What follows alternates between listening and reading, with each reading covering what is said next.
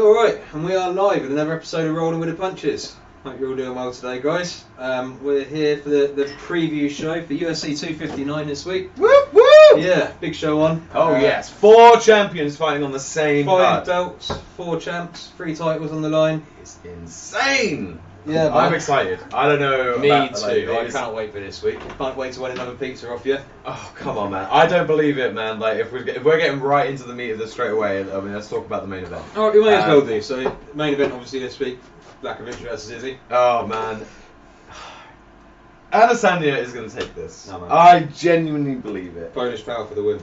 I'm not doubting Polish power. I mean, we've seen what this man is capable of. I mean, you can But see you've what got to he's capable respect. enough. Just to be clear, guys, this week we've got a few other fights going on in the background, just for a bit of reference points for us. Currently, we're watching Blachowicz versus Reyes in the background. It's not a fight you sit and go back and check it out. No, and it is quite you can a see clear from the win. off here how threatening he is. And I think the thing that's going to make the difference is Blachowicz's kicking game. Like normally, Adesanya, he's got the reach advantage, but this time he don't have. No. You could potentially try and keep Blachowicz on the outside and kick the bejesus out of him. Can't see it happening, man. Like you say, I mean, look at Reyes' ribs already. I agree. I think you underestimate Adesanya's defense, his dodging, how he moves in the cage is unlike a lot of fighters. I don't think his defense is all that. His defense is fantastic. Yeah, but if Gastelum can hit him, I'm pretty sure True. Blachowicz can, isn't it? True, but he's going to be going into this with a completely different game plan than he normally is. He knows he doesn't have the reach at the moment, so he knows. I mean, his counter punching. Yeah, but going into it with a different game plan doesn't necessarily mean, like, if that doesn't play to his strengths, how's that going to help him? Well, no, you're absolutely right. I just think his striking is going to be a lot more accurate, and he is going to be. That. No, I mean, I think after Overeem and not a lot of others, to be honest, he has got one of the highest striking accuracies in the UFC. His counter punching is phenomenal. It is, but then Blachowicz is not an idiot. I can't see him just strolling forward and winging random punches. He's not that type of fighter. Like, granted, he likes to be on the front foot, but he's skillful with it. He's not the type of dickhead that he's not a Paulo Costa. He's not just going to walk straight into your thing and think his chin's going to hold him up. Like, he got knocked out in 2019. Quite a bad start to run, to be honest, to his UFC run. He came in as, I think, KSW champ. People thought he was going to make a lot of waves in the UFC, and he started off quite weak. Yeah. But yeah, after that knockout loss to Thiago Santos, he really seems to have upped his game. He's a very intelligent fighter these days. And he's a lot more well-rounded. Yeah, I agree. In the clinch, he's better. On the ground, he's better. He's got BJJ black belt. Okay, but I don't see this fight going to the ground at all. Izzy is sitting on a 46% takedown defense. The man is not going to the ground. Have a look. Yeah. I mean, 86% takedown defense. Which is good, but that means he's not impossible to get down. Vittori's had him on the map, for example, when he's squeaked by Vittori. Now, granted, Vittori has been looking a lot better in recent fights. I think he's ranked number 5 or 6 in the division at the moment. Like, he's right up there in terms of title picture. But he wasn't at the time as he fought him, and the fact that someone like that can do it to him, I'll be a bit worried. I mean, Jan's not a wrestler, but he has got a well-rounded ground game. I think it's one of them where he's got a lot more avenues to victory than Izzy has. I don't know. Izzy essentially has got striking, and if that don't work out for him, that's that. It's worked out so far. Yeah, no, I'm 20-0. I mean, the man is. You've got to respect 20-0. Yeah, I mean, he has had some close fights in that time. Though. I mean, that Yoel Romero fight, a lot of people thought he lost that. That was a very close. Well, no, he did anything for much of the fight. Well, yeah. And same with Vittori, another split decision win there. But then you look at his fight against like Costa, against Whittaker. Oh yeah. I mean, you see what he's capable of. Just going up a weight class, I think we've seen it done 101 times. Again, moving on to our next fighter. Well, this will be the 6th champ versus champ fight in UFC history. Yeah, and going on to the next fight, obviously, we've got Nunes, who is a 2-time champion at the moment, just fighting the only other person that she has to fight in the division. Like, yeah, but that's not the case. Like, that's not the same sort of fight at all. Blachowicz isn't fighting Izzy because he's the only other person in the division. Like, Izzy's putting that challenge on himself. Yeah. And fair play to him. Like, as much as I think this fight's timed wrongly, because I think John Jones really should. That's when Izzy should have gone up. They've been angling that fight for each other for time. Yeah. He seems to have waited until Jones has fucked off before he's come in and tried to take light heavyweight belt. Now, whether that would tempt Jones back down or not remains to be seen. But personally, I can't see Jones making that. Or is he going to go up? Is he going to go up again and become the very first 3-time champion? I mean, if Dana lets him keep all those, I mean, he could still be the first 3-time champion in terms of having 3 different belts, but I can't see Dana letting him keep all those belts for that long. But you never know. I mean, at the moment, there's not really a solid, I'm the guy at middleweight. Same with like heavyweight. It's kind of why Jan's taking this fight in the first place. There's not someone who's screaming like me next. I know you've got Glover Teixeira, where he weighed in yesterday as a standby fighter, but Teixeira's been on a good run, but he's a 40-year-old dude. Yeah. There's no point. Dana doesn't want to see the belt on him, so I can't see them pushing him for that title fight. So I mean, maybe. But yeah, I just can't see Izzy having success at heavyweight, man. I mean, don't get me wrong, I underestimated him when he first came into the UFC. And he's done nothing but prove me wrong since. He's looked better and better every fight for the most part. It's so fun to watch. But, I mean, the guys at heavyweight are just, they're another world, man. Can you see him in a ring with like Francis Ngannou or Stipe? Or no, absolutely. Even Jones weighing 250 pounds. Like this. I mean, I don't know if you saw the Instagram post that Jones put out this week of him training, but he is thick now. And he reckons I think he said he's weighing somewhere between 245 and 255. Like, looking a bit slow maybe, but bulky. I can't see Izzy taking shots off those dudes. We have seen Izzy knocked out before in kickboxing at heavyweight. But he's also got a absolutely stunning record for kickboxing. 75 I think he's had 1 or maybe 2 knockouts in his whole fighting career, which is over 100 fights now. Or certainly will. You look at that ratio compared to anybody else. Wonderwood. Well, yeah, then we've got... now you're talking about... we can talk about our boy Wonderboy, but he is not fighting today. So it's a shame he's going up rather than down, because that's a fight I'd love to see. Adesanya Wonderboy. Woohoo! Don't get me wrong, I feel like it might turn into a point fighting fight, but there's nothing I'd rather see more than 2 skilled kickboxers getting it on. Could you imagine? The kicks! All the kicks! That'd be cool. But yeah, now back to the point. It's just... Yes. I just can't see Izzy... For me, I think Jan's got this. I think he's a more well-rounded fighter. He's certainly got the power. He's a bigger guy. I mean, Izzy weighed only 200 pounds yesterday with a pizza in his hand. I was about to say, that's the one thing. That is something that is well against him, is that weight. Is he going to have enough power to put down Blachowicz is likely to weigh 225 in the cage when something comes to fight night, so you're probably talking 20 pounds on him, which isn't everything, but it's not nothing, you know. As I said, as soon as they get into those reptilian positions or up against the cage, weight makes all the difference. And I think Jan has got the superior skill there anyway, so... For me, it's not like Izzy can't win, and I certainly don't feel as confident betting on Jan as I would in a few of our other fights. But yeah, Jan's got so many more paths to victory. Yeah. If you're a betting man, you got to go with the odds, and the odds are with Jan, I think.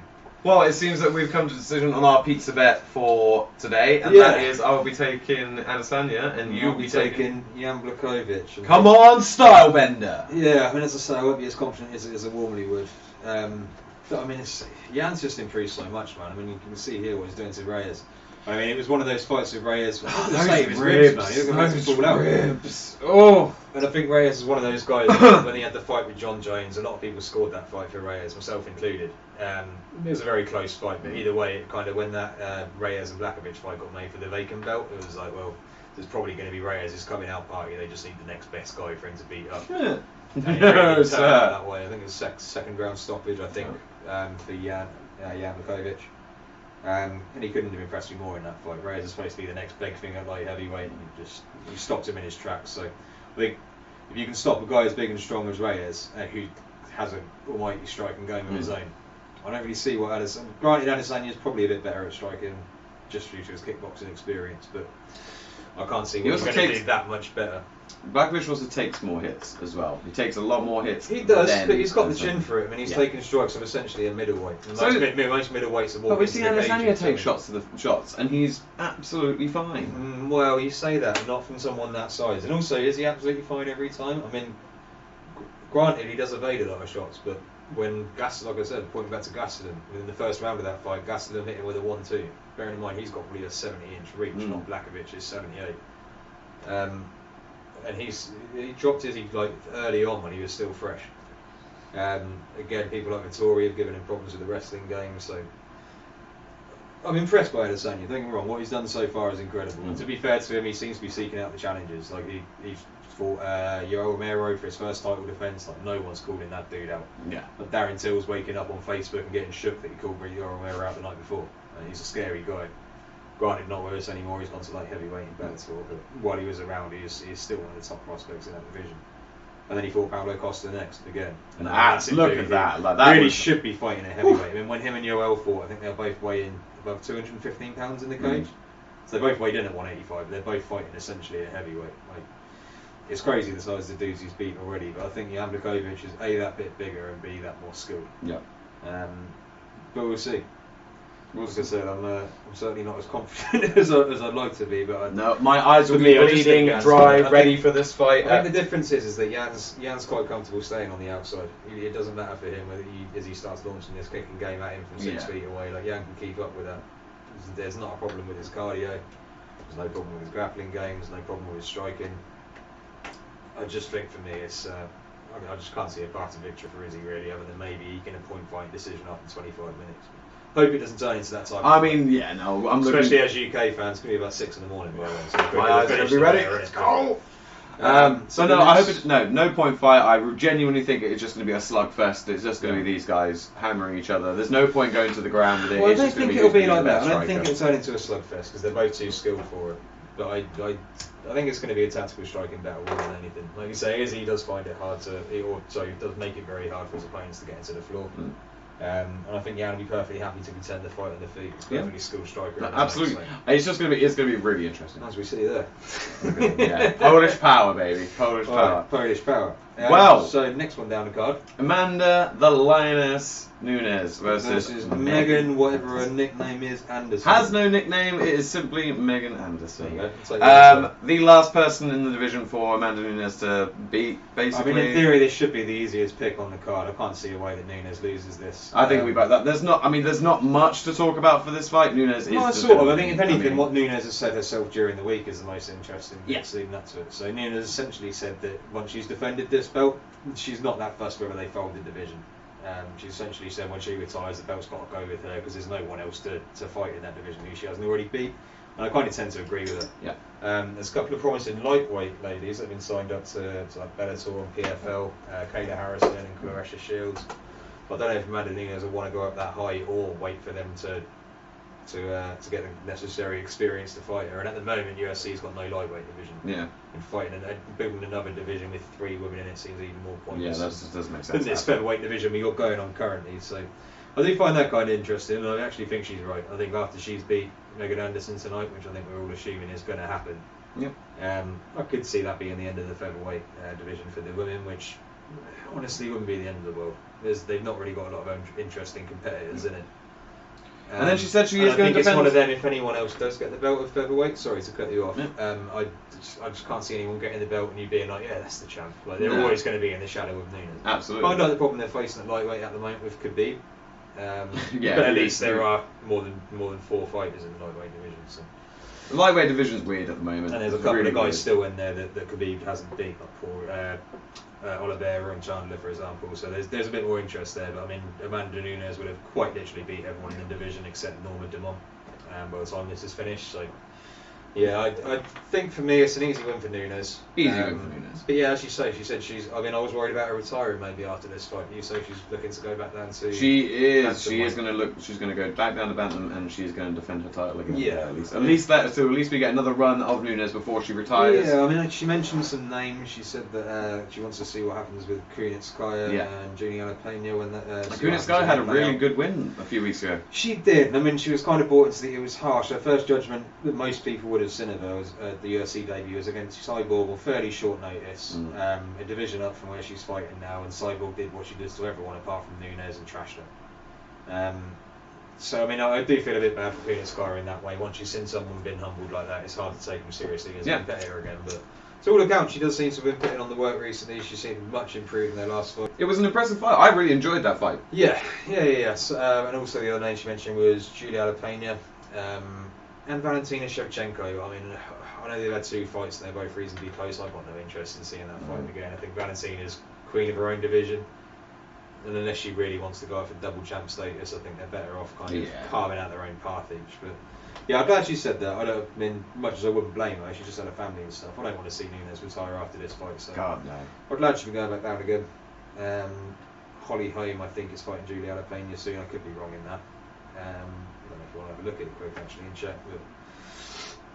But no, as I say, I'd like to see her defend the belt again at bantamweight. I can't see anyone beating her, but it'd be a nice way to cap off her career if nothing else.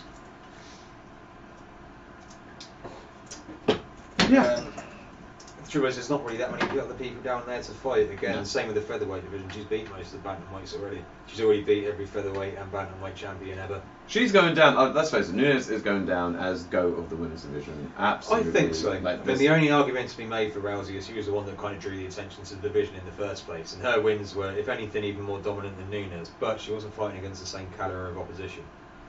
Women's MMA had only just been introduced into the UFC at that point. It was still quite a new sport in its own right. So although Rousey trashed him, you saw what happened again when she came against Nunes.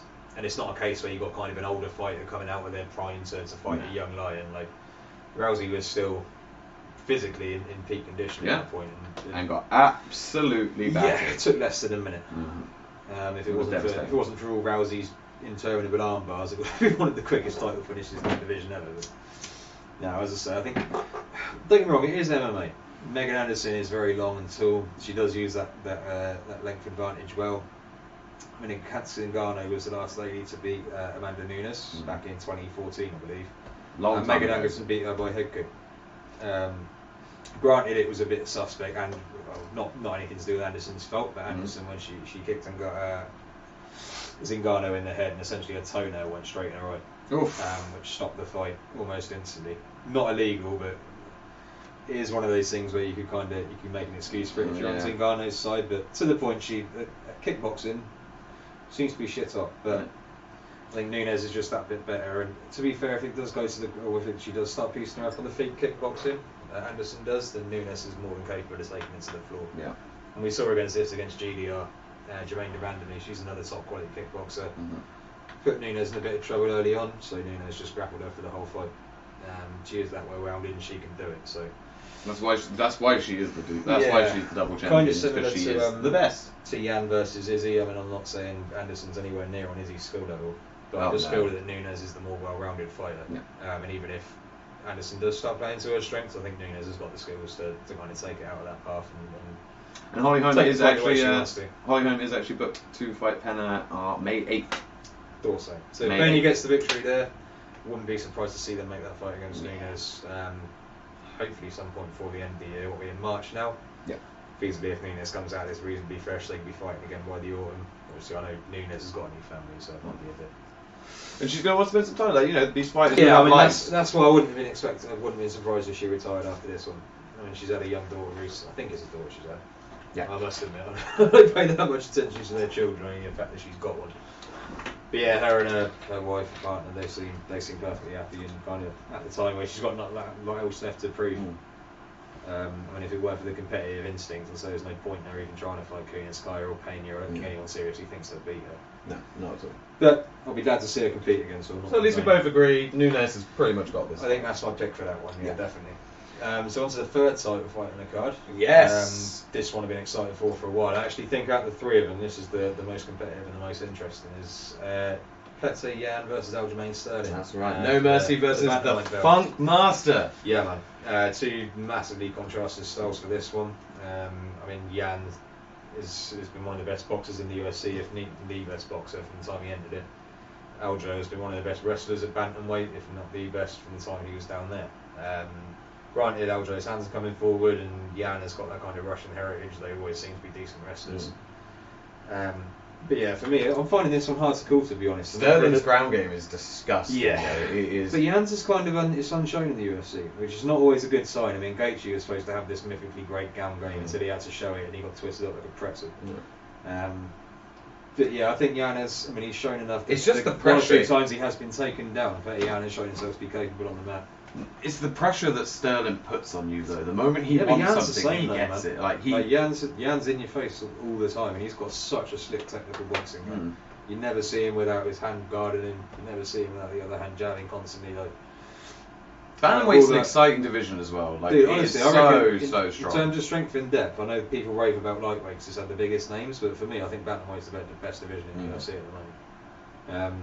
And has been for some time. When you got TJ Dillashaw coming back soon, Garbrandt won his last fight, so he's looking back in form. Of course, you've got people like Dominic Cruz, whose last fight was to the belt. He's been down on the prelim. Yeah, he's literally fighting. He's top of the prelim. So much strength and depth there. Like, it's the bantamweight division is mad. And I'm just glad it's starting to move forward because for a while, especially with Henry Cejudo, fair play to him, winning multiple belts, and And we haven't But seen it a does title. hold- We it haven't seen does a hold title the change in division. a little while now. I personally think if anyone's 2019. got the best chance of doing it tonight, I think it's Sterling. Yeah, I'd say it's probably the closest fight. Yeah. As I say, this for me is the hardest one to call, and to the point I'm not really making a prediction. I mean, This is either going 5 rounds or this is good. This is either I say this is going to. that's submission. just it. I just can't really. I've tried playing the fight out in the head a few times, and just there's no prediction I can make for it really. I mean, Sterling versus Sandhagen. I never expected him to choke Sandhagen out in sort of just a minute or two. He took. Yeah. It wasn't long at all. But then equally, I never expected the Marlon Moraes to head kick Sterling into oblivion, and that weren't all that long ago. And I think he's been on a fairly good. I think he's won 4 or 5 fights since, so he's clearly put it behind him and improved. But I'm saying, like, once you see that happen to someone, it's a bit like. Currently, are both sitting in at least 5 win streaks. So Yeah, I mean, Jan hasn't lost since he got into the UFC, and I think Sterling's last loss was that one to Moraes. so I mean, they're both looking strong. Yeah, Strong. yeah. Like I say, I'm finding it hard to pick. I think this is all going to rest really on how good Petr Jan's ground game actually is, and how far along Aljamain Sterling's striking has come. I mean, it's hard to say really. I mean, Aljamain's coach is Matt Serra, who was never expected to be a good striker and knocked out GSP. It's probably consensus. I mean, then got absolutely decimated afterwards. Yeah, But yeah. But what I'm we'll saying talk is, about it's not like he hasn't got good coaches there. Yeah. So I think it's just very hard for me to call. I think it's going to come down to who can fight the field, who can dictate the way this fight goes. If Aljo can bring the fight to the ground and keep it there, he should win. But then equally, as I say, Jan has got kind of an unknown ground game, which I suspect is better than he's showing off. Jan can keep it on the feet, and in theory he should win with his superior boxing. But Aljo's ferocious, man, and his hands are getting better by the day. Both quite young fighters, so they do improve a lot between every fight. It's been quite a while since we've seen either of them in the cage. So yeah, I'm glad we're not betting pieces on this one. no, If not on I this one. push a gun to my head, I'd probably say Petr Jan, but I will. My money is on Sterling today. I just think Jan, if anything, if it comes down to a judge's decision, they generally tend to value quality striking over quality grappling. And I think Jan is the better striker of the two, and he's not really shown any propensity to get takedown and controlled yet. Whereas Aljo has shown a propensity to be getting knocked out. Yeah. So out of the two, I think Aljo's weaker. Well, Aljo's weakness is worse than Jan's weakness, if that makes sense. I think Aljo is probably worse at striking than Jan is at grappling. So Yeah. We'll see. but remains to be seen. It Yes. is again. This is 3 title fights, so many belts. It's a big night, and for us in the UK especially, we don't have to pay for this. Yeah, man, I'm really This happy. is fantastic. Especially after last time. I mean, I know last time, or the first show we did of these, I was complaining that the pay-per-views are getting weaker and weaker these days. But they kind of, it's like they've listened to us. Yeah, I don't think they listen to us are they? specifically, but Yeah. I mean, this month we've got these 3 title fights. We've also got Ngannou versus Miocic at the end of the my month. God. And we've got Volkanovski versus Ortega. So there is belts galore coming up this month. They're really spoiling us. It seems like maybe they were just holding back and waiting.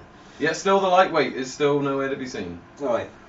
Yeah, I mean, that's going to take a while. And I think Dana is still trying to convince Khabib to come back and fight. Khabib's still saying he's not going to, but whatever. So they've got to do something. The only way I'd say they're getting Khabib to come back to, really finish the job is if, and I hate to say it, but if Conor comes back. Next point. Yeah, Next point. Yeah. But if he does come back and fight I some refuse to debate McGregor being a title fighter. Anyway, next fight on the card, actually slightly linked to Khabib. Makhachev versus Dover. This one is really a must-win for Makhachev. I mean, essentially, he's been saying recently, well, his whole UFC career, that he's kind of the next Khabib. He's been Khabib's main training partner for a while. Khabib has said himself that he believes Makhachev is the future of the division, which makes me wonder why he's fighting Drew Dober.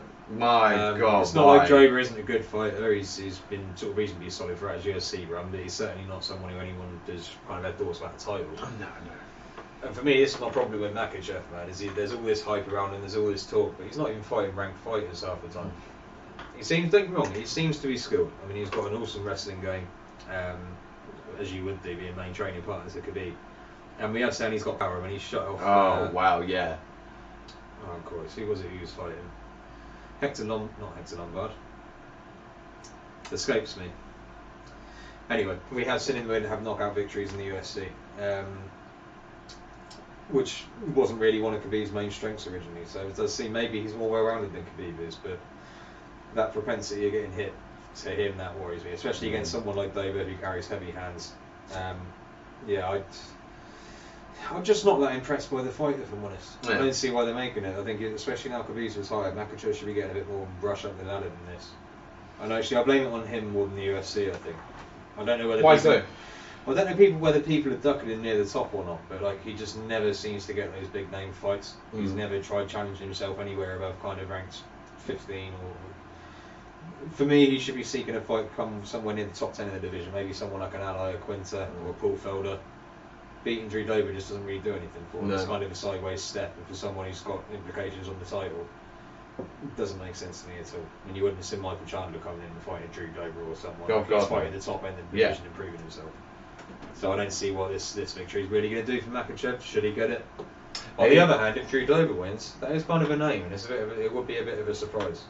I mean, again, Makhachev has only got a name because of his connection to Khabib. The name value does mean a lot as far as UFC matchmaking goes. So. But I mean, with names aside, he's a solid fighter. No, he is. With names aside, he is a good fighter. Makhachev? Yeah. Not Drew Dober, personally, I don't think is.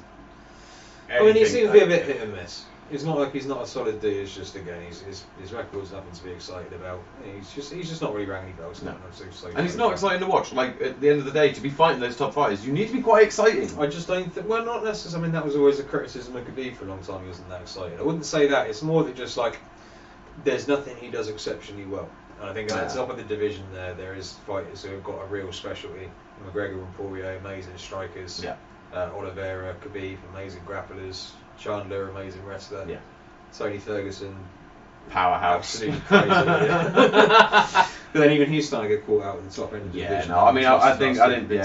Unfortunately, we can't talk about Ferguson. I don't think he's going to be making much of a return soon. Yeah, for me, it's one of them where I think they're expecting Makhachev to get a reasonably easy win and fair play to him. But for me, this is more of an opportunity for Dover than it is for Makhachev. It's a very winnable fight for him. And I think taking that scalp would A, kind of dull this hype around Makhachev, and B, hopefully propel himself up the ladder a bit more. Or he himself should really be. If Makhachev can come out and, another first round knockout, one punch, yeah, showing something, proving himself, really getting the attention of someone. That's what we need. That's what he needs. Yeah, true. And now for the last fight on the card is Thiago Santos versus Alexander Rakic. Indeed, it is. This could well be fight of the night, man. I mean, I know this is not for a title, but it could well be for the next light heavyweight title contender. Yeah. I mean, that position seems like maybe it should go to Glover Teixeira, which it might well do, but whoever wins this should be right up there, especially if Rakic wins. I mean, the UFC kind of seems to be giving him a push. But Thiago Santos, when he fought for the title and 2 fights ago, something like that, 3 fights ago, came off a very close decision to John Jones, and he blew out both his legs in that fight. So if he had stayed uninjured, we could be looking at the light heavyweight champ right there. Absolute madman. Since he came up from middleweight, he's been nothing but storming at light heavyweight. As I say, knocked out Blachowicz, was the last guy to beat him. Rakic again is another fairly powerful striker. He's also got a good wrestling game. Last fight wasn't all that fun to watch, but he did win it by grappling, which is not something we're expecting to see from him. So I'm expecting to see a real firefight in that one. Again, another excellent way to open up the card. And if that one goes the full 15 minutes, I'll be absolutely amazed.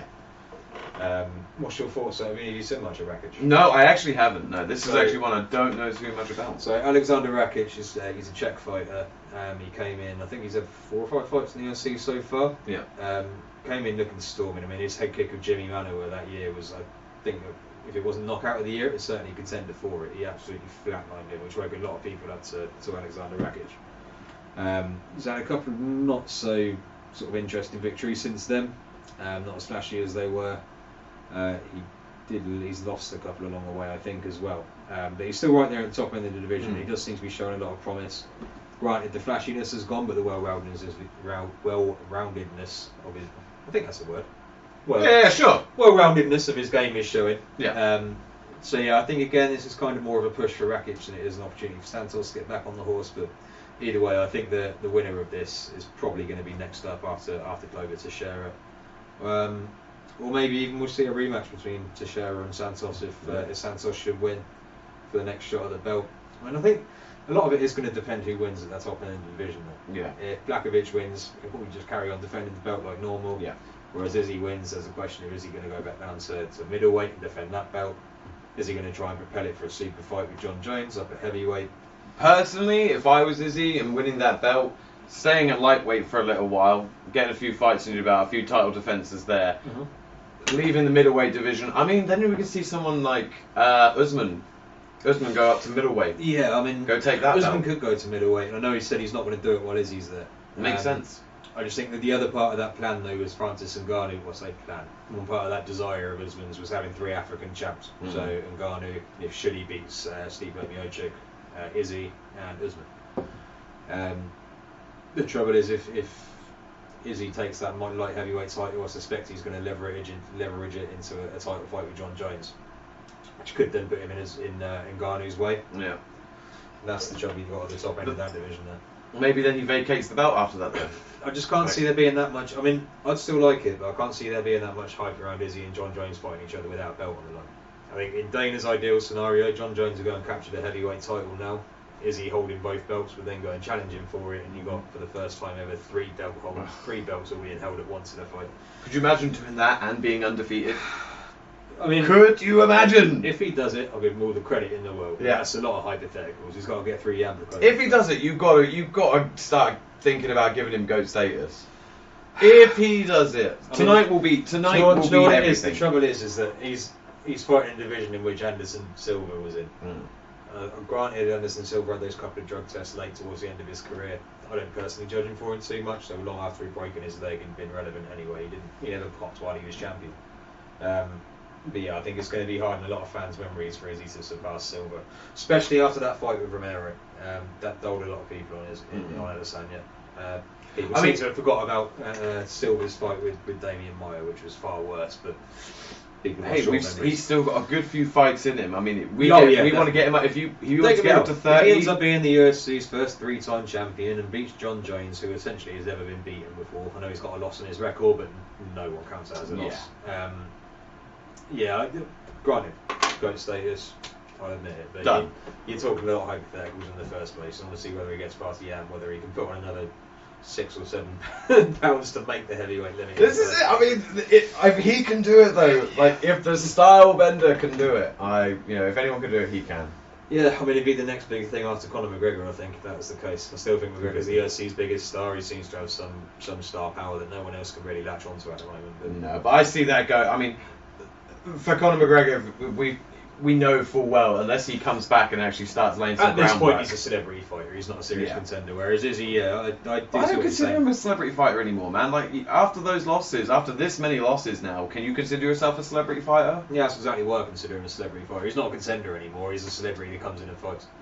It's not even that's what I mean by that. He's the most famous fighter in the UFC. Well, but he's not. He's clearly not the best in it. So my point is, I think that's the only way Izzy's going to ever achieve that status is by maybe getting that 3rd belt, beating John Jones.